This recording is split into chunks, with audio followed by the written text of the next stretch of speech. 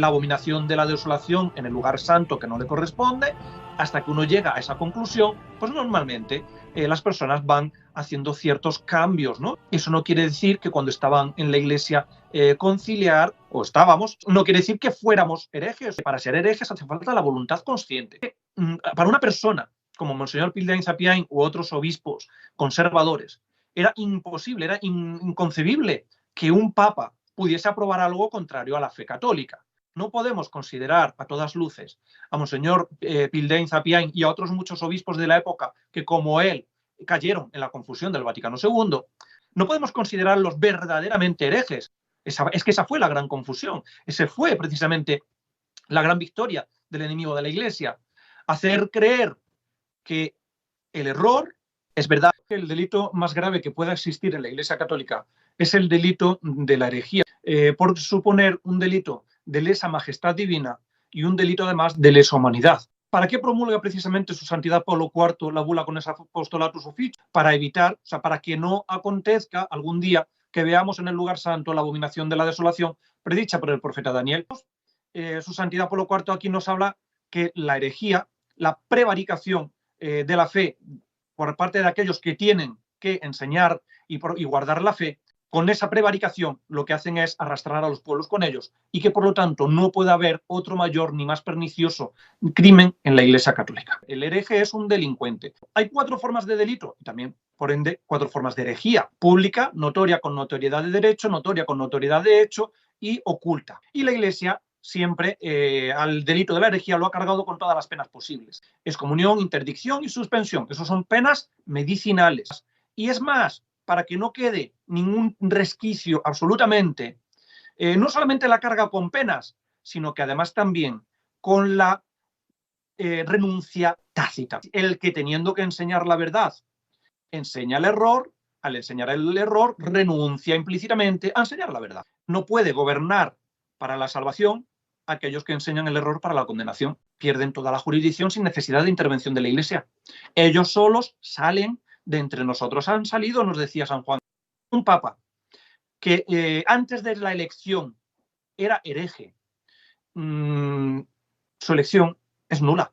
Cuando veíamos, por ejemplo, a Juan XXIII en 1934 públicamente decir que la Iglesia tiene que reconstruir la unidad perdida, que tiene que reconstruir la unidad esencial, cuando 4 años antes el mismo Papa Pío XI había dicho que eso es un error, y su santidad Pío IX en el siglo XIX, a finales del siglo XIX, nos dice lo mismo, que incluso los clérigos no pueden ni siquiera rezar por esa unidad.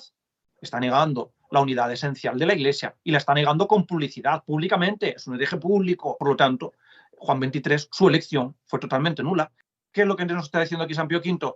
Que como Pablo IV había dicho que los herejes que eran públicos, notorios o con notoriedad de hecho, públicos o notorios con notoriedad de hecho o con notoriedad de derecho, vacan ipso facto, ahora nos dice San Pío V, ojo, y también los que son ocultos. Por lo tanto, no cabe en la Iglesia la excusa de decir que como no ha sido juzgado un hereje, no lo puedo considerar como hereje.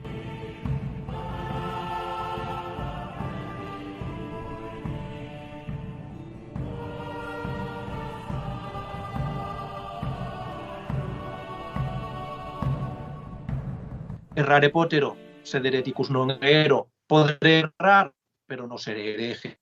Su santidad Pablo IV, en la bula Cunes Apostolatus Officio, nos dice que los herejes pierden la jurisdicción sin necesidad de instrucción, de hecho, de derecho por parte de la Iglesia. Nadie los tiene que juzgar.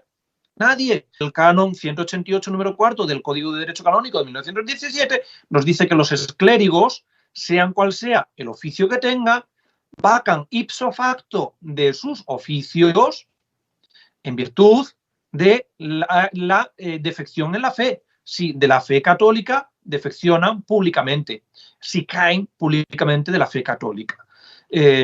Vemos perfectamente que esto es una figura de derecho divino y que la herejía consiste sobre todo en la voluntad consciente. Voluntad consciente. ¿Por qué hago tanta insistencia en esto?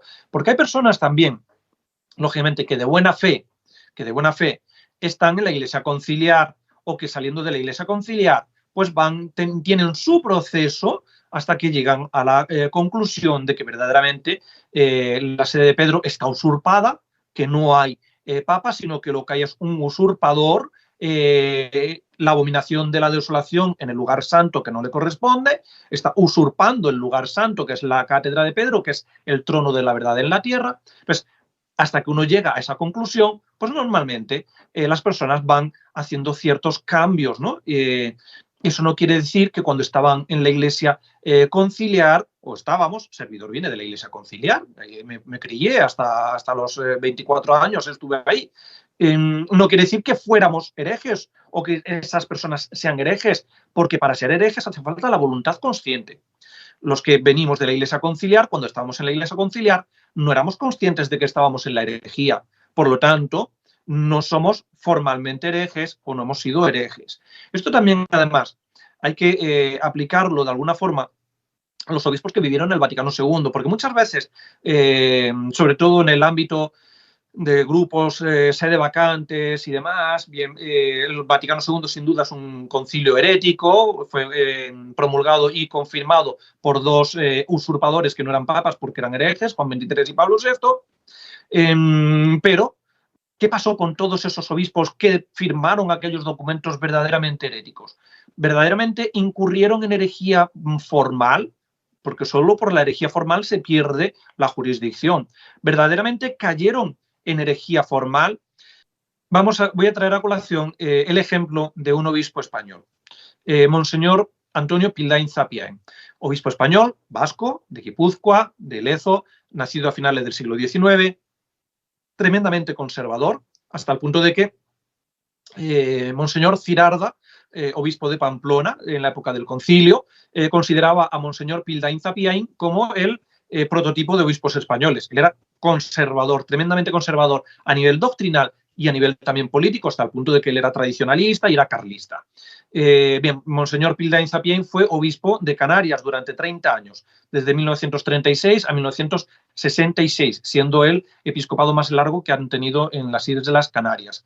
Era tan sumamente conservador que, claro, en aquella época, años 60, cuando empieza a venir todo el turismo europeo a España y a las Islas Canarias, de Suecia, Inglaterra, etcétera, con todos sus desmanes morales y con trajes de baño completamente pecaminosos, Monseñor Pildain Zapiain prohibió terminantemente a los católicos ir a las playas. En Canarias, en un archipiélago rodeado de mar, los católicos que fueran a la playa incurrían en excomunión, con pena de excomunión. Pildain Zapiain, Monseñor Pildain Zapiain, para que se haga una idea de lo conservador que era este hombre, que además estaba muy bien formado. Bien, pues Monseñor Cirarda, en una breve obrita o artículo extenso que se llama El Concilio Vaticano II y Monseñor Pildain, Monseñor Cirarda, José María Cirarda, nos relata lo siguiente. Voy a leer textualmente ese diálogo que tuvo Monseñor Cirarda con Monseñor Pildain Zapiain en el Vaticano II, justo poco antes de firmar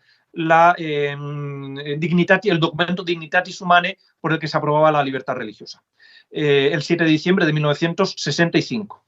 Bien, nos dice Monseñor Cirarda que cuando baja con Monseñor Pildain en coche del Colegio Español a la Basílica de San Pedro, tienen este diálogo.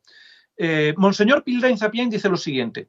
Él ya previamente había enviado una propuesta al concilio, en latín, lógicamente, que decía de esta manera: utinam ruat cupulas antipetri super nos antequam aprobemus declarationem de libertate religiosa. Es decir, ojalá se derrumbe la cúpula de San Pedro sobre nosotros antes de que aprobemos la declaración de la libertad religiosa. Esto lo envió Monseñor Pildain Zapiain al concilio como propuesta.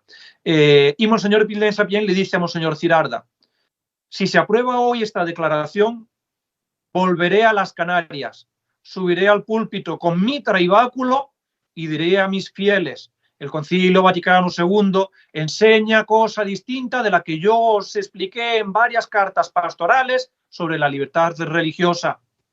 No hagáis caso a lo que os enseñé. El concilio tiene razón. Monseñor Cirarda continúa diciendo en ese artículo: me impresionó la lucha interna que estaba sufriendo el buen don Antonio y le repliqué: no dirá usted eso. Tiene que decir que una curva es cóncava o convexa según el punto desde el que se contemple. Usted habló en sus escritos sobre el derecho de la verdad, pero el concilio ha cambiado su punto de mira y habla del derecho de toda persona a obrar según su conciencia. Y Monseñor Pildain, Antonio Pildain Zapiain, le responde no. Me contestó con fuerza, dice Monseñor Giralda. No. No quiero escandalizarle a usted, pero si el concilio aprueba el texto que hoy se nos presenta, defiende lo contrario de lo que yo he enseñado. No lo entiendo. Y efectivamente, Monseñor Giralda, Monseñor Pildain Zapiain, don Antonio Pildain Zapiain, terminó aceptando la doctrina sobre la libertad religiosa expuesta en Dignitatis Humanae porque había sido aprobado por el concilio. Pero él no lo entendía. Él no lo entendía. Claro, es que para una persona como Monseñor Pildain Zapiain u otros obispos conservadores, era imposible, era inconcebible que un papa pudiese aprobar algo contrario a la fe católica. Entonces, si todo el concilio y el mayor concilio de la historia, más de 2000 obispos reunidos con el papa, si todo el concilio aprueba esto, pues lo único que me queda a mí es aceptar que yo estoy equivocado. Entonces, Monseñor Pildain Zapiain, en su diócesis en el archipiélago de las Canarias, cuando él corrigió lo que había enseñado, es decir, cuando se desdice, porque en un primer momento enseñó la doctrina católica sobre la libertad religiosa que está prohibida, y ahora se desdice con lo que enseña el Vaticano II, lo hacía con voluntad consciente. Verdaderamente él era consciente de que estaba enseñando una doctrina opuesta a la Iglesia. No, porque él mismo dice, no, lo entiendo. No, le dice a Giralda, no quiero escandalizarle, pero si el concilio aprueba ese texto, defiende lo contrario de lo que yo he enseñado. No lo entiendo, no lo entiendo. Él no lo entendía, pero al final acató lo que dijo el concilio, sin entenderlo. Por lo tanto, no podemos considerar a todas luces a Monseñor Pildain Zapiain y a otros muchos obispos de la época que, como él, cayeron en la confusión del Vaticano II, no podemos considerarlos formalmente herejes. No podemos considerarlos verdaderamente herejes, porque ellos, al final, se limitaron a callar, de alguna manera, sus conciencias en base a lo que dice la Iglesia, aparentemente, ¿no? Es que esa fue la gran confusión. Esa fue precisamente la gran victoria del enemigo de la Iglesia. Hacer creer que el error es verdad. Y claro, en base a la obediencia al Papa, tenemos que aceptar lo que el Papa diga. Entonces, a nadie en su sano juicio se le podía pasar por la cabeza que el Papa estuviera enseñando el error. Entonces, Monseñor Pildain Zapiain, aunque él luego enseñó la libertad religiosa en contra de lo que él pensaba, la enseñó sin voluntad, o mejor dicho, sin conciencia, o sin voluntad consciente, porque él no entendía lo que enseñaba, simple y llanamente acataba lo que le decía la Iglesia, pero sin entenderlo, y enseñaba sin entenderlo. Entonces, no podemos, de alguna manera, acusarle de hereje, de pertinacia, de voluntad consciente, porque él simple y llanamente se dejó llevar por la obediencia y por la sumisión a sus superiores eclesiásticos. Esa obediencia es la que hizo que todos terminasen cayendo, pero no por eso eran formalmente herejes. De igual manera, las personas que vienen de la Iglesia conciliar, pues la gran mayoría de ellos, cuando van descubriendo o cuando hemos ido descubriendo los errores de la Iglesia conciliar, lo que hacemos es avanzar siempre hacia adelante y dejar atrás el error. Actuamos como nos dijo San Agustín: errare potero, sed hereticus non ero. Podré errar, pero no seré hereje. Hemos errado de manera inconsciente porque no sabíamos que estábamos en el error, pero en el momento en el que descubrimos el error, nos vamos apartando de él. Por lo tanto, no somos herejes formales. Los que sí son herejes formales y verdaderamente herejes, y delincuentes porque cometen delito de herejía, son los jerarcas de la Iglesia conciliar que han enseñado el error, o aún incluso de la Iglesia católica, porque Monseñor Angelo Roncalli, Juan XXIII, como nuncio de su santidad Pío XI, estaba externamente y visiblemente estaba en la Iglesia católica. Estamos en tiempos de Pío XI, y él, siendo nuncio apostólico, enseñó una herejía en la que no cabe interpretación benigna, ni cabe, ni mucho menos, ignorancia en quien lo dijo, porque era doctor en teología y obispo. De igual manera que, como hemos dicho antes, Wojtyla, Juan Pablo II, podríamos poner muchos más ejemplos que hayamos puesto en vídeos anteriores y no quiero repetirme de nuevo en este vídeo. El delito más grave que pueda existir en la Iglesia Católica es el delito de la herejía, precisamente los delitos contra la fe, al fin y al cabo, por suponer un delito de lesa majestad divina y un delito además de lesa humanidad.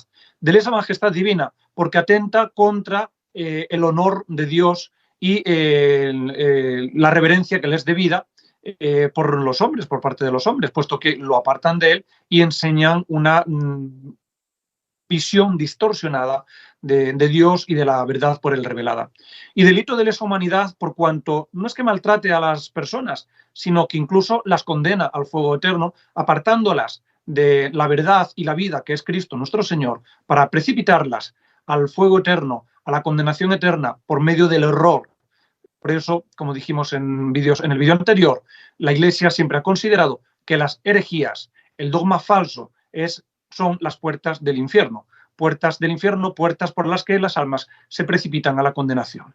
Es tan sumamente grave que, como vemos, por ejemplo, en la Bula Cunes Apostolatus Officio de 1559 de su Santidad Pablo IV, en el párrafo primero, él nos relata así la gravedad precisamente de la herejía.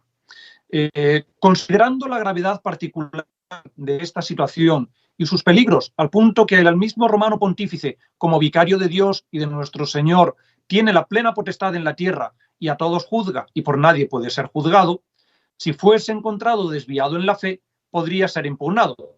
Este párrafo es lo que vimos ya en vídeos anteriores. El Papa, efectivamente, como posibilidad, la persona que está en la cátedra de Pedro tiene la posibilidad, lógicamente, de pecar y cometer delito de herejía, porque Dios no puede impedirlo en virtud del libre albedrío. Y entonces, si incurre en ese delito, en delito de herejía, puede ser impugnado. ¿Por qué? Por lo que decíamos en el vídeo anterior, porque enseñando la herejía cae del papado y el que enseña la herejía es el renunciante al papado, no el papa. Continúa diciendo, y dado que donde surge un mayor peligro, allí más decidida debe ser la providencia para impedir que falsos profetas, herejes, normalmente a los herejes se les llamaba tradicionalmente falsos profetas también, y otros personajes que detentan jurisdicciones seculares no tiendan lamentables lazos a las almas simples y arrastren consigo hasta la perdición innumerables pueblos confiados a su cuidado y a su gobierno en las cosas espirituales o en las temporales.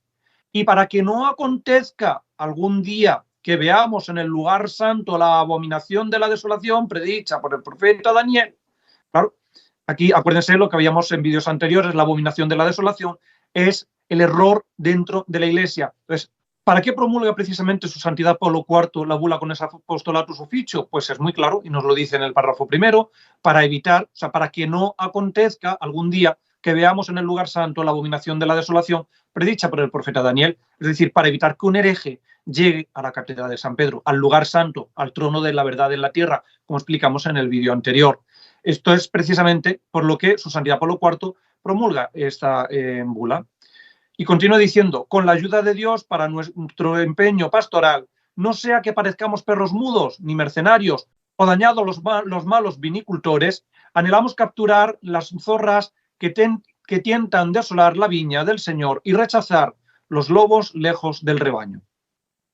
Apartar a los herejes de la Iglesia. Claro, y en el párrafo tercero, de la bula, su Santidad Pablo IV continúa diciendo, que es donde define la privación ipso facto de todo oficio eclesiástico por herejía, apostasía o cisma, es decir, por delitos contra la fe. Considerando que los que no se abstienen de obrar mal por amor de la virtud deben ser reprimidos por temor de los castigos, y que obispos, arzobispos, patriarcas, primados o de cualquier otra dignidad eclesiástica superior, ¿cuál es la dignidad eclesiástica superior a los arzobispos, a los patriarcas o primados? Pues ya apenas quedan cardenales y papa. O sea, dignidad eclesiástica superior a los patriarcas ya serían cardenales o papa. Deben enseñar a los demás y servirles de buen ejemplo a fin de que perseveren en la fe católica. Con su prevaricación pecan más gravemente que los otros, pues no solo se pierden ellos, sino que también arrastran consigo hasta la perdición los pueblos que le fueron confiados. por la misma deliberación y asentimiento de los cardenales con nuestra Constitución válida a perpetuidad, contra tan gran crimen, que no puede haber otro mayor ni más pernicioso en la Iglesia de Dios. Y aquí es cuando, en el párrafo tercero, Su Santidad Pablo IV empieza a definir que los herejes no pueden gobernar la Iglesia, como veremos un poco más adelante. Pero, como vemos, Su Santidad Pablo IV aquí nos habla que la herejía, la prevaricación de la fe por parte de aquellos que tienen que enseñar y guardar la fe, con esa prevaricación lo que hacen es arrastrar a los pueblos con ellos y que por lo tanto no puede haber otro mayor ni más pernicioso crimen en la Iglesia católica. Santo Tomás de Aquino, además, en la Suma Teológica, en la segunda parte de la segunda, o en la cuestión 11, artículo 3, en el que nos habla que no se pueden tolerar a los herejes, el artículo empieza así, ¿no? Hay que tolerar a los herejes, ese es el título. Lógicamente nos dice que no. En el respondo de este artículo 3 de la cuestión 11, en el respondo, él nos dice que no se pueden tolerar a los herejes porque son peores que los que acuñan monedas falsas. Y si los que acuñan monedas falsas u otro tipo de malhechores son juzgados por el brazo secular, incluso sentenciados con la pena de muerte, de igual manera hay que hacer con los herejes. Y nos dice, leo literalmente, mas por parte de la Iglesia está la misericordia en favor de la conversión de los que yerran, y por eso no se les condena sin más, sino después de una primera y segunda amonestación. Tito, capítulo 3, versículo 10, como enseña el apóstol. Pero después de esto, si sigue todavía pertinaz, ahora vendremos otra vez aquí, si sigue todavía pertinaz, la Iglesia, sin esperanza ya de su conversión, mira por la salvación de los demás y los separa de sí por sentencia de excomunión. Y aún va más allá, relajándolos al juicio secular para su exterminio del mundo con la muerte. A este propósito, afirma San Jerónimo, y se lee en el decreto, hay que remondar las carnes podridas y a la oveja sarnosa hay que separarla del aprisco, no sea que toda la casa arda, la masa se corrompa, la carne se pudra y el ganado se pierda. Arrio, en Alejandría, fue una chispa, pero por no ser sofocada al instante, todo el orbe se vio arrasado con su llama. Volvamos a la frase que he dicho antes. Si sigue todavía pertinaz, es decir, la Iglesia, antes de desistir ya del hereje y dándole la oportunidad de que se convierta, le hace una primera y una segunda amonestación. Y luego dice, pero si sigue todavía pertinaz. Es decir, la primera o segunda amonestación no hace a la pertinacia. La pertinacia, como venimos diciendo, es la voluntad consciente. Y al hereje lo hace la voluntad consciente, lo hace la pertinacia. Pero a la pertinacia no la hace las amonestaciones. Es decir, no es pertinaz el que después de ser amonestado se mantiene en el error, no. Sino el que consciente y voluntariamente enseña el error. Porque si fuera pertinaz después de las amonestaciones, y por lo tanto hereje después de las amonestaciones, Santo Tomás habría dicho, pero después de esto, si es encontrado pertinaz, pero no dice eso. Dice, después de la primera y la segunda amonestación, después de esto, si sigue todavía pertinaz, claro, él fue juzgado y ha sido amonestado porque era pertinaz, porque era hereje, porque consciente y voluntariamente enseñaba un error. Pues por eso es juzgado y ahora después de las dos amonestaciones, si sigue pertinaz, si sigue hereje, entonces cuando ya la Iglesia desiste de él y lo relaja al brazo secular para que pueda ser ajusticiado. Por lo tanto, como venimos viendo en este vídeo, la esencia de la herejía no radica en ser amonestado por parte de la Iglesia, sino en la voluntad consciente de enseñar el error por parte del sujeto. Es ahí donde radica la herejía, la esencia de la herejía, y donde radica el delito, indistintamente de que uno sea o no sea juzgado por la Iglesia. El juicio de la Iglesia no hace al hereje, de la misma manera que el juicio de un tribunal no hace ladrón al ladrón. El ladrón es el que roba. El que roba es ladrón y ya está, por robar. Luego podrá ser o no ser juzgado. Si es juzgado, el tribunal, después de analizar las evidencias, lo declarará ladrón, pero si no es juzgado, sigue siendo ladrón.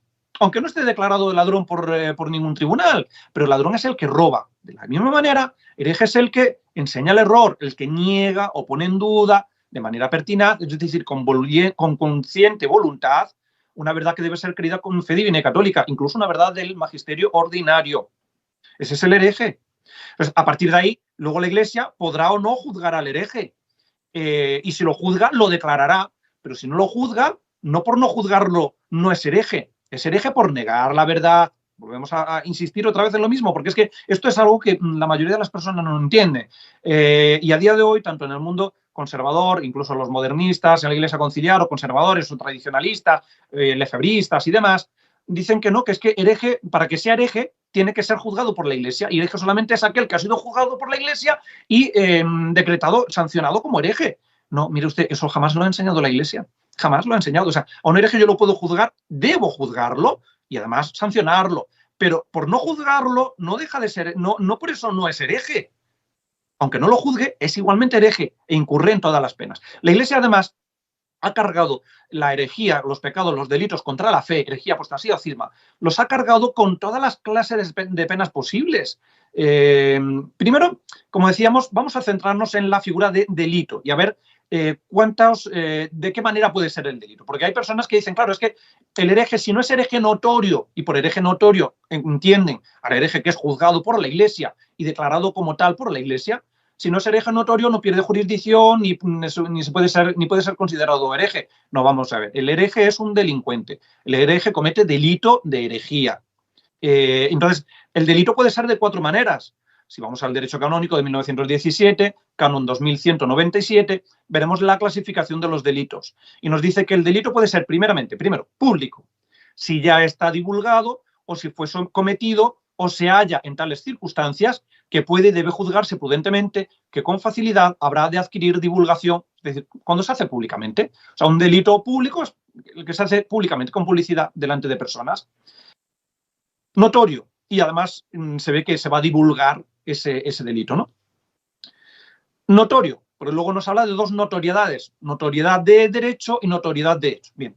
Segundo, notorio con notoriedad de derecho, después de la sentencia de un juez competente que haya pasado a cosa juzgada o después de la confesión del delincuente hecha en juicio a tenor del canon 1750. Es decir, un delito cometido con notoriedad de derecho, en este caso el hereje, la herejía, el hereje, un hereje notorio con notoriedad de derecho es el que ha sido sentenciado por la Iglesia, es decir, el que ha sido encontrado convicto, el que ha sido convicto de herejía, o el que ha confesado en un tribunal su delito, la herejía. Es decir, confesión o convicción. Para que haya notoriedad de derecho, por eso de derecho, del derecho canónico, pues se tiene que dar o bien el juez, o sea, la sentencia de un juez, convicción, hereje convicto, o bien la confesión del delincuente en un tribunal, la confesión, hereje confeso. Pero también se puede ser notorio con notoriedad de hecho, que es la tercera forma del delito. Notoriedad de hecho. ¿Cuál es la notoriedad de hecho? Si el delito es públicamente conocido y se ha realizado en tales circunstancias que no puede ocultarse con ningún subterfugio ni puede caber excusa alguna de él al amparo del derecho. Por ejemplo, está totalmente condenado, lógicamente, que un clérigo pertenezca a cualquier sociedad o a cualquier asociación herética. Si un clérigo se afilia a una asociación herética protestante o cualquier otra herejía, da igual, se pertenece a esa asociación, se le ve participar en actos de esa asociación. Además, se tiene constancia de que su nombre está entre los socios de esa asociación.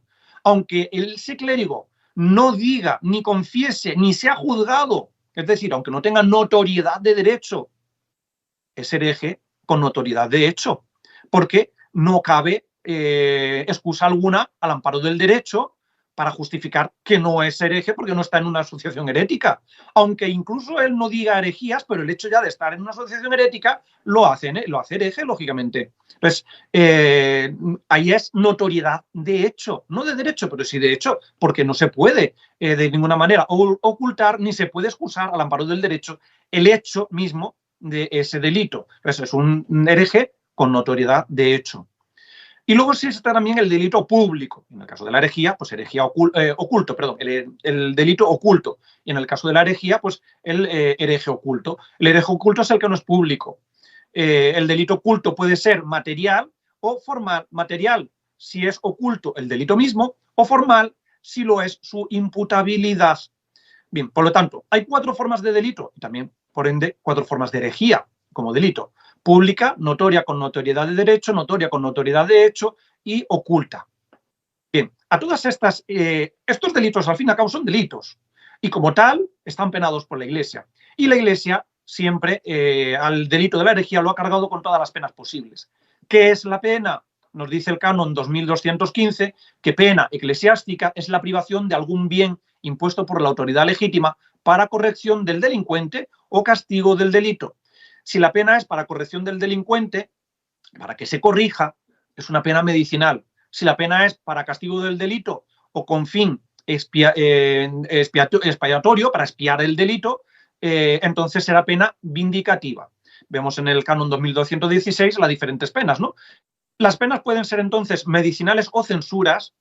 Por penas medicinales o censuras entendemos aquellas que son por naturaleza temporales y que tienen como finalidad la corrección del delincuente. Entonces, en las penas medicinales o censuras se terminan, acaban, cuando muere el reo o cuando se corrige el delincuente. Cuando se corrige el delincuente o muere, se terminó la pena. Y, como digo, es pena medicinal. Su finalidad es la corrección del reo. Y las penas pueden ser vindicativas, como acabamos de decir. Las penas vindicativas, la finalidad de la pena vindicativa es castigar el delito, es expiar el delito. La pena vindicativa no es per se temporal y no depende de la corrección del reo. Mientras que con las medicinales, cuando el reo se corrige y se arrepiente, expira la pena, con las vindicativas no. Con las vindicativas, aunque el delincuente corrija y se arrepienta, la pena sigue, porque es para expiar el delito, es para castigo del delito. Entonces, no depende de la corrección del reo. Estas son básicamente las 2 principales penas. En los siguientes cánones, en el 2255, vemos cuáles son las penas medicinales o censuras, las censuras en especie. Nos dicen, censuras son la excomunión, el entredicho o interdicción y la suspensión. Excomunión, interdicción y suspensión. Esos son penas medicinales. La excomunión, por naturaleza, es temporal. Cuando el delincuente se arrepiente, la excomunión cesa. Entonces, la excomunión, el entredicho, interdicción o suspensión son penas medicinales. Y luego, si vamos al canon 2291, nos dice cuáles son algunas de las penas vindicativas. Y nos dice, penas vindicativas comunes son, por ejemplo, la interdicción, porque la interdicción o entredicho, además de ser pena medicinal, también es y puede ser pena vindicativa si no cesa con la corrección del reo. Y además, en el siguiente canon, en cánones más adelante, en el 2298, nos hablan expresamente de las penas vindicativas para expiar el delito propiamente de los clérigos. Y entonces ahí tenemos la suspensión, que puede ser o bien, como hemos visto antes, una pena medicinal o bien también, dependiendo de qué tipo de suspensión sea, una pena vindicativa. Suspensión a perpetuidad, suspensión a divinis a perpetuidad del oficio clerical. Entonces, la suspensión como pena vindicativa o cualquier pena vindicativa, la interdicción, suspensión o cualquier otra pena, traslación, deposición, degradación, todas las penas vindicativas por naturaleza tienen que ser sancionadas por un tribunal eclesiástico. Las penas pueden ser de 2 maneras. Pueden ser ipso facto o late sententiae o ferende sententiae, que se llama. Late sententiae son aquellas penas en las que incurre el delincuente por la comisión del delito, que es lo que decimos excomunión ipso facto. O sea, por el acto delictivo, inmediatamente uno incurre en excomunión, sin que la Iglesia diga nada. Excomunión ipso facto o late sententiae. Y las penas ferende sententiae, ferende en latín viene del verbo fero ferre tulilatum, que quiere decir llevar. Ferende es participio presente, que deben ser llevadas. Por lo tanto, las penas, las sentencias ferende sententiae, son aquellas que tienen que ser llevadas al delincuente. Es decir, las ferende sententiae siempre suponen el juicio previo de la autoridad eclesiástica. La autoridad juzga al delincuente, impone una pena y se la manda. Y cuando el delincuente recibe la pena, empieza la pena a actuar. Mientras que con las penas late sententiae o ipso facto, la pena empieza a actuar en el momento en el que el delincuente comete el delito. La herejía, por ejemplo, está penada con pena de excomunión ipso facto, late sententiae. El que comete herejía inmediatamente, por el hecho de cometer herejía, de enseñar consciente y voluntariamente el error, incurre en excomunión. Ahora bien, la Iglesia luego lo puede juzgar o no. Si lo juzga, no le impone una excomunión ferente sentencia, sino que lo que hace es reconocer la excomunión en la que había incurrido el delincuente y reconoce la excomunión y luego además le impondrá las penas que correspondan. La Iglesia, como digo, ha cargado la herejía, apostasía o cisma con todas las penas posibles, con las penas medicinales o censuras, con las penas vindicativas y es más, para que no quede ningún resquicio absolutamente, no solamente la carga con penas, sino que además también con la renuncia tácita, como vimos en vídeos anteriores, en el canon 188, número 4. El canon 188 nos dice que, en virtud de renuncia tácita admitida por el mismo derecho, vacant ipso facto, late sententia, vacant ipso facto, y sin ninguna declaración, cualesquiera oficios, si el clérigo públicamente defecciona de la fe católica, a fide católica publice defecerit, si cae públicamente de la fe. Claro, no solamente los herejes tienen que ser juzgados, no solamente los herejes por sí mismos ellos caen en excomunión, sino que además, incurriendo en herejía, la Iglesia no tiene ni siquiera que juzgarlos.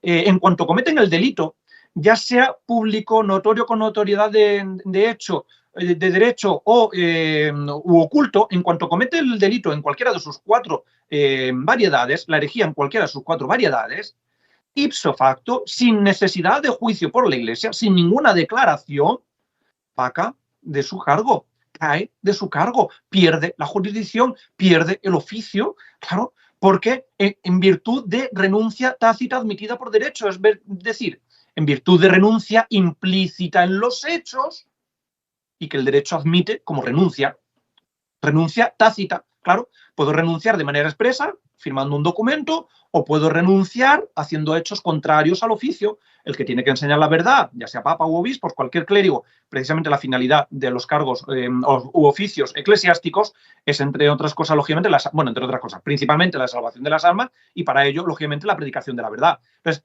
el que teniendo que enseñar la verdad enseña el error, al enseñar el error, renuncia implícitamente a enseñar la verdad. Si es así de sencillo. Pues la Iglesia no solamente, como digo, carga con penas, censuras o penas medicinales y penas vindicativas, sino que además, para que no quede ningún resquicio legal, incluso supone la renuncia implícita en el hereje, renuncia implícita a los cargos, indistintamente de que la Iglesia lo juzgue. La Iglesia no tiene por qué juzgarlo. Debe juzgarlo, pero si lo juzga, si no lo juzga, no por eso no es hereje el hereje y no por eso no pierde la jurisdicción y el oficio. Esto además, que lo vemos en el derecho canónico de 1917, lo explica perfectamente su santidad Pablo IV en la bula Cunes Apostolatus Officio, que como dijimos en otro vídeo y volvemos a repetir, hay muchos tradicionalistas en la Iglesia del Concilio, sobre todo de los llamados lefebristas, de la Fraternidad San Pío X y otros, que dicen que la bula Cunes Apostolatus Officio fue abolida por el derecho canónico de 1917, pero esto es falso, como ya vimos en su día, porque el cardenal Pietro Gasparri, secretario de la Comisión para la Codificación del Derecho Canónico, secretario de su Santidad Pío X, porque San Pío X era el presidente de aquella comisión. Luego, después de la publicación del Derecho Canónico, del Código, él publicó las fuentes, y en las fuentes vemos que la bula Cunes Apostolatus Officio está incluida. Hemos visto ahora mismo el Derecho Canónico, vamos a ver ahora cómo lo explica su Santidad Pablo IV. En el párrafo segundo de la bula nos dice lo siguiente: después de madura deliberación con los cardenales de la Santa Iglesia Romana, hermanos nuestros, con el consejo y el unánime asentimiento de todos ellos, de todos los cardenales de la Santa Madre Iglesia, y con nuestra autoridad apostólica, aprobamos y renovamos todas y cada una de las sentencias, censuras, es decir, penas medicinales, castigos de excomunión, pena medicinal, suspensión, interdicción, penas medicinales y pena vindicativa, y privación a perpetuidad de los poderes divinos, privación de derechos, oficios o beneficios, es una pena vindicativa.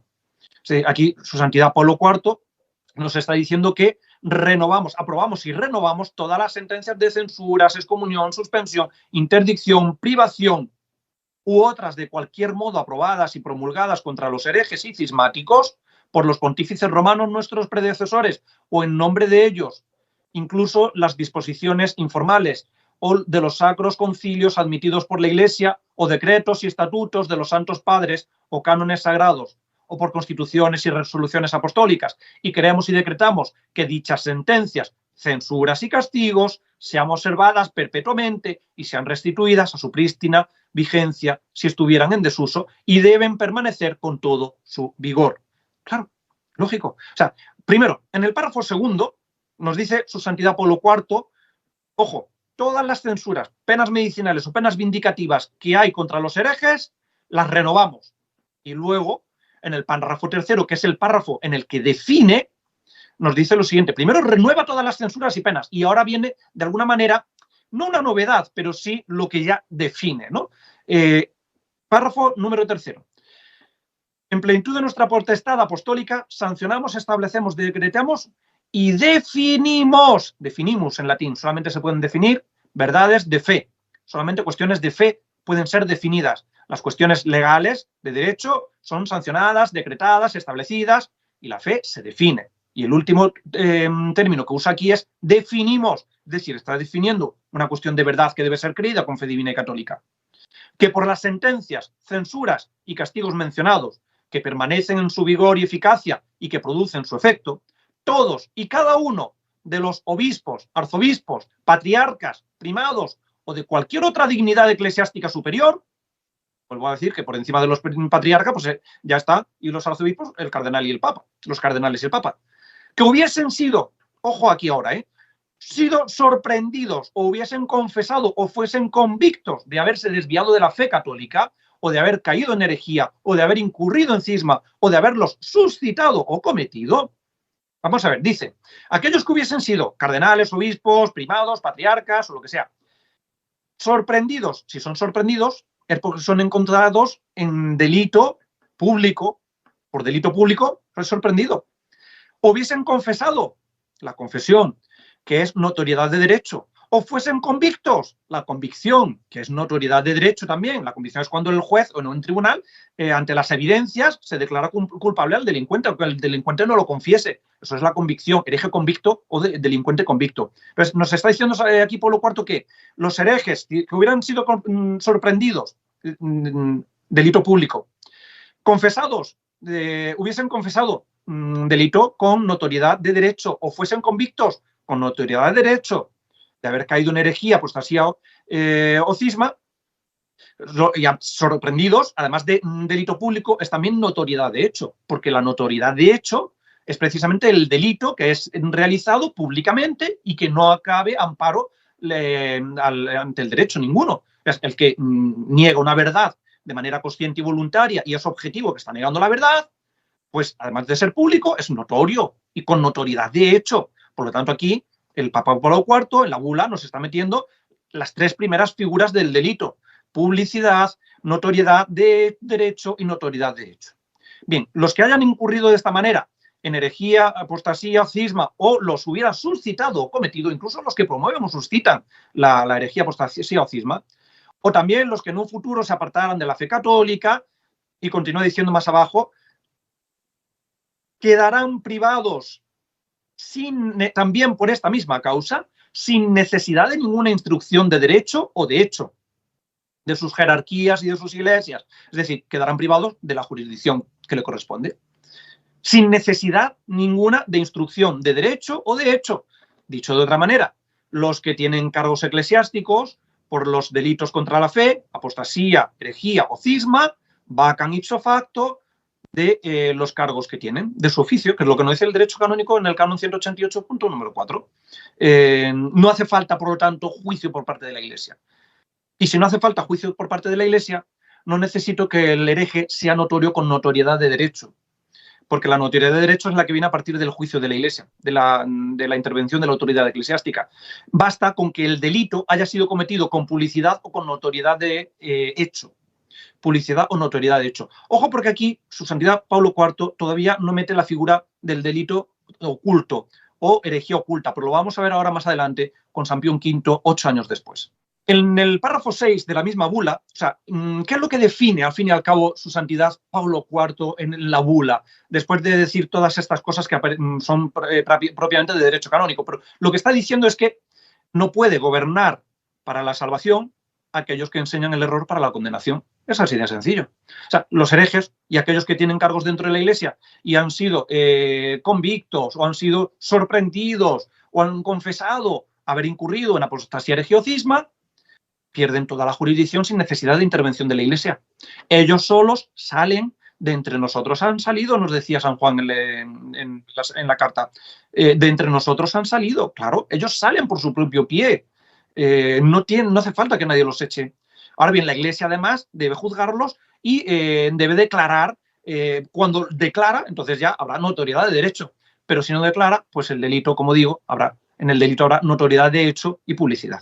En el párrafo 6 nos dice, continúa definiendo, porque él dice definimos y luego dice en el párrafo 6, y además, o sea, agregamos que si en algún tiempo aconteciese que un obispo, incluso en función de arzobispo, de patriarca, primado o cardenal, incluso en función de legado, o electo romano pontífice, que antes de su promoción al cardenalato o asunción al pontificado, se hubiese desviado de la fe católica, hubiese caído en herejía o incurrido en cisma, o lo hubiese suscitado o cometido la promoción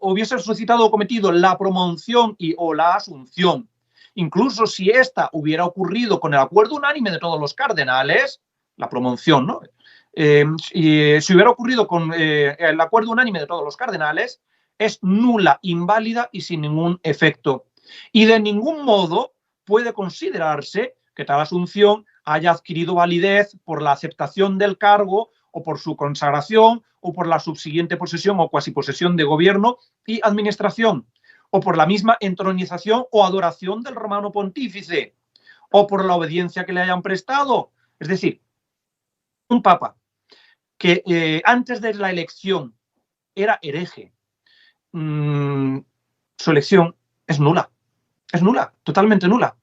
Y además nos dice que es nula cualquiera que sea el tiempo transcurrido después de los supuestos antedichos. Da igual que la herejía se hubiera sabido después de la elección, pero si la herejía fue pública y notoria, con notoriedad de hecho, antes de la elección, el elegido para sumo pontífice no es sumo pontífice, la elección es nula y va a ser nula siempre, porque lo que es nulo por sí mismo no se valida con el tiempo, ni se valida por sí solo. Lo que es nulo, es ineficaz, es irrito, como se dice en derecho. Entonces, cualquiera que sea el tiempo transcurrido después de los supuestos antedichos, es decir, después de que hubiera incurrido o suscitado o promovido la herejía, apostasía o cisma, o da igual, tal asunción no será tenida por legítima en ninguna de sus partes y no será posible considerar que se ha otorgado o se otorga alguna facultad de administrar en las cosas temporales o espirituales a las que son promovidos. Evidente. Es que es evidente. No hace falta el juicio de la Iglesia. Vamos a ver, cuando veíamos a Juan XXIII en 1935 como delegado apostólico de Turquía en la homilía de la misa pontifical del 25 de enero celebrada en la Catedral Católica de Estambul, delante de todo el mundo públicamente decir que la Iglesia tiene que reconstruir la unidad perdida, que es la unidad pedida por Cristo al Padre, es decir, que tiene que reconstruir la unidad esencial, cuando 4 años antes el mismo Papa Pío XI había dicho que eso es un error que defienden los herejes protestantes y aquellos que están en el movimiento ecuménico. O sea, que no hay que pedir ninguna unidad y que la unidad no se ha podido perder, porque la unidad esencial no depende de la voluntad del hombre, sino de la voluntad de Dios. O sea, y su santidad Pío IX en el siglo XIX, a finales del siglo XIX, nos dice lo mismo, que incluso los clérigos no pueden ni siquiera rezar por esa unidad. Y ahora me viene Monseñor Roncalli, Juan XXIII, a decirme que tenemos que hacer lo posible para reconstruir entre los cristianos, entre todos los cristianos, reconstruir la unidad perdida, que es la unidad pedida por Cristo al Padre, pues lógicamente está negando la unidad esencial de la Iglesia y la está negando con publicidad, públicamente, es un hereje público. Y además no cabe amparo ninguno a la luz del derecho, porque a él no se le puede imputar ignorancia ninguna, porque como hemos visto en el vídeo, solamente se puede presumir ignorancia donde no se presume conocimiento, pero en un obispo y que además es doctor en teología, No puede presumirse ignorancia a la hora de decir que hay que reconstruir la unidad. Esto es una herejía pública y notoria con notoriedad de hecho. No fue juzgado nunca, no tiene notoriedad de derecho, pero eso no lo hace no ser hereje con notoriedad de hecho y con herejía pública, porque fue público lo que dijo en aquella homilía. Que no fuera juzgado es lo de menos. ¿Por qué no fue juzgado? Pues bueno, estaba en Turquía, era delegado apostólico y representante del Papa, era la máxima autoridad en un país de minoría católica y aquella homilía no trascendió fuera. Es cierto que sabemos de esta homilía precisamente por el secretario personal de Juan XXIII, que la recoge y publica en los años 70 en el libro Natale 1976, Capodanno 1977. Nochebuena 1976, Capodanno 1977. Publicado en Roma en el año 1976. Es ahí cuando sabemos, por Loris Capovilla, tenemos conocimiento de esta herejía pronunciada en una homilía en 1934. Pero por mucho tiempo que haya pasado, como nos dice Pablo IV, cualquiera que sea el tiempo transcurrido, la elección es nula. Por lo tanto, Juan XXIII, su elección fue totalmente nula. Como es nula la elección también, por no andar analizando uno por uno, la elección de Juan Pablo II, porque Juan Pablo II, siendo arzobispo de Cracovia en el aula conciliar en 1964, dice que la Iglesia no tiene que predicar a los que no creen. Está llevando la contraria al mismísimo Cristo, que mandó a los obispos, a los apóstoles y a sus sucesores de los obispos a predicar el evangelio a todas las criaturas. Pues esto es negar precisamente la esencia de la Iglesia, que es predicar la palabra para la salvación de las almas, predicar la verdad para la salvación de las almas. Pues es una negación, es negar la esencia misma de la Iglesia. Y lo dijo delante de todos los padres conciliares en 1964. ¿Por qué nadie alzó la voz y nadie lo juzgó? Pues habría que preguntarle a ellos. Pero aquello fue público y notorio. Es una herejía pública y notoria con notoriedad de hecho, no de derecho, porque no fue juzgado, pero sí de hecho. Por lo tanto, cualquiera que sea el tiempo que haya pasado después y no se convirtió ni se arrepintió de lo que dijo, porque hemos visto que continuó con esa misma herejía, con esa misma doctrina, pues su elección fue nula. Su elección fue nula, en virtud de la bula Cunes Apostolato Ficho y, como hemos visto, del derecho canónico, porque los herejes están penados con toda clase de penas y además con la renuncia tácita.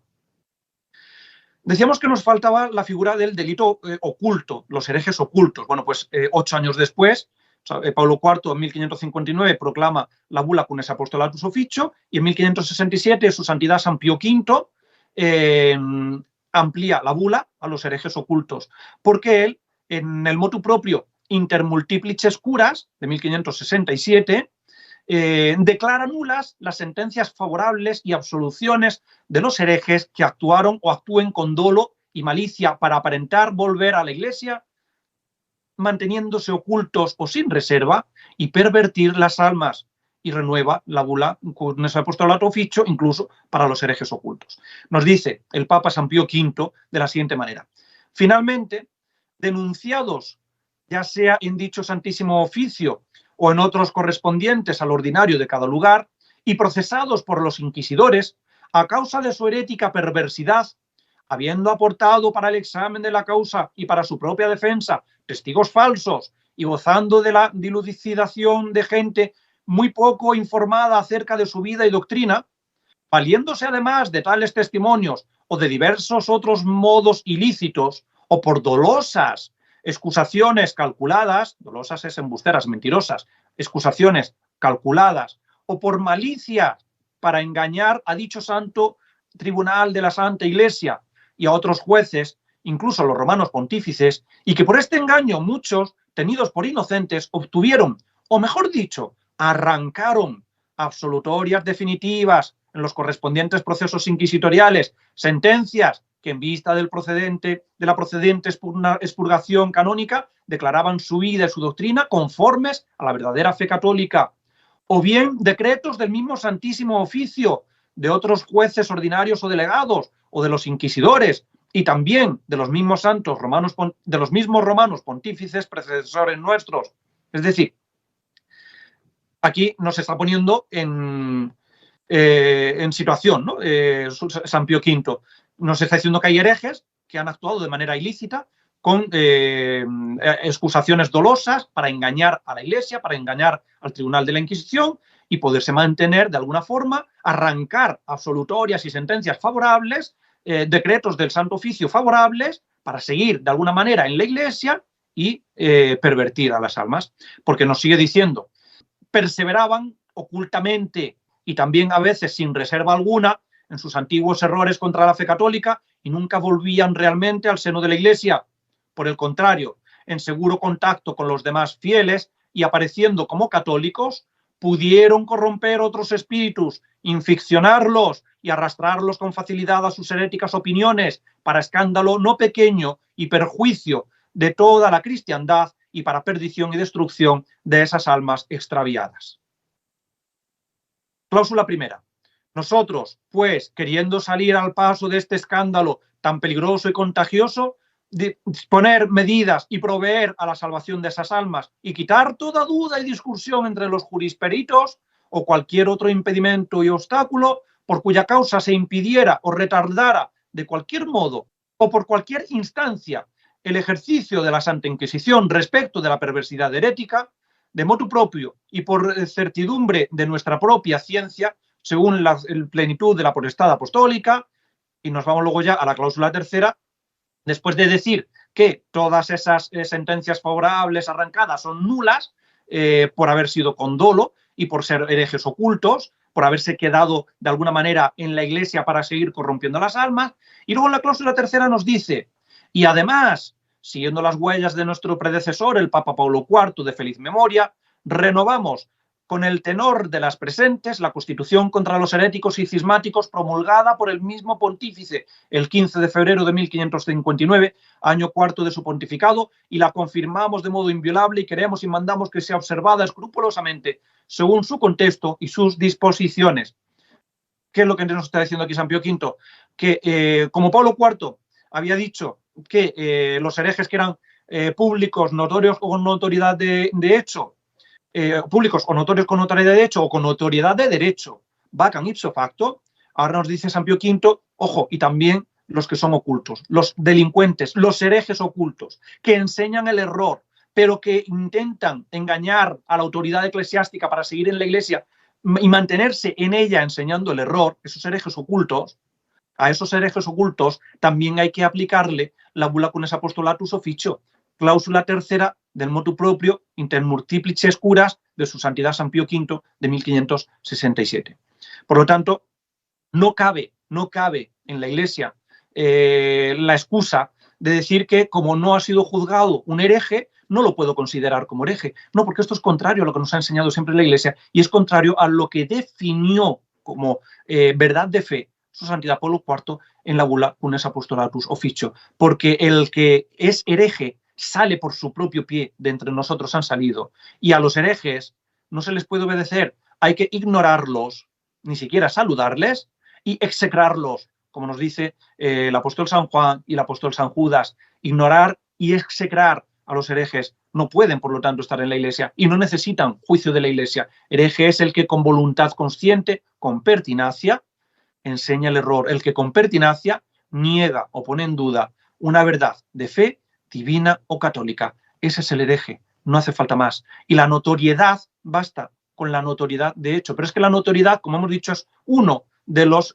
modos del delito, una de las formas del delito, pero no hace falta que el delincuente sea notorio para ser delincuente, con que sea público o aún incluso oculto, si él está enseñando conscientemente y voluntariamente el error, ya es hereje, ya es delincuente y ya ha perdido la jurisdicción y ha incurrido en excomunión. Y queda inhabilitado para la elección. No puede ser elegido y cualquier elección es nula. Y esto lo vemos no solamente en la bula de Pablo IV y en la de San Pío V, en el motu propio de San Pío V, sino, como hemos dicho, en el canon 188 número 4. Porque cuando el derecho canónico no especifica, en el canon 188 número 4 nos dice que vacan ipso facto, sin ninguna declaración, en virtud de renuncia implícita admitida por el derecho, los que defeccionan públicamente de la fe. Aquí no dice el que defecciona con notoriedad de hecho o con notoriedad de derecho o con no publicidad o oculto, no. Dice los que defeccionan públicamente de la fe. Y como hemos dicho, se puede fraccionar por apostasía, herejía o cisma. El que incurre en apostasía, herejía o cisma, indistintamente de las 4 modalidades de delito, da igual las modalidades, vaca ipso facto de su cargo. Si el derecho canónico no especifica, porque el derecho es muy claro y muy específico, si la Iglesia hubiera querido decir que solamente los que son notorios con notoriedad de derecho, aquellos que han sido juzgados por la Iglesia, vacan de sus cargos, lo habría dicho. Pero no dice que los que son herejes con notoriedad de derecho, no. Dice que vacan ipso facto los que defeccionan en la fe católica públicamente.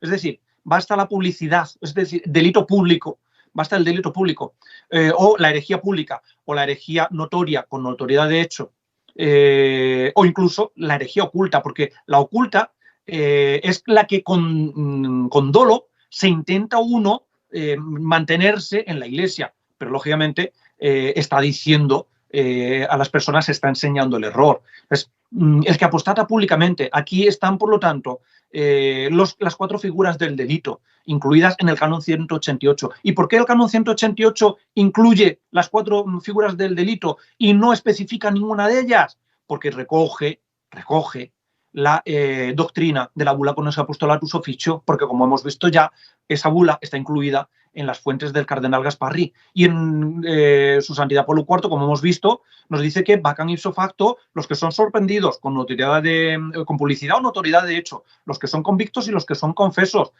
con notoriedad de derecho. Y luego San Pío V nos dice también que los ocultos incluso. Por lo tanto, como el derecho canónico recoge esta doctrina, que además es una doctrina definida, es una verdad de fe divina y católica definida, lógicamente no especifica, habla solamente del delincuente contra la fe en general, según los 4 tipos de delito que se pueda cometer, pero habla en general, no especifica ninguno de ellos. Si hubiera querido especificar, lo habría hecho.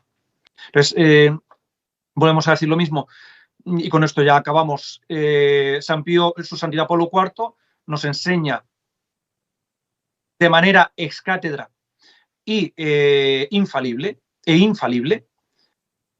que el hereje, o sea, no puede gobernar las almas, no puede gobernar a las almas para la salvación quien enseña el error para la condenación. Esto es lo que nos enseña.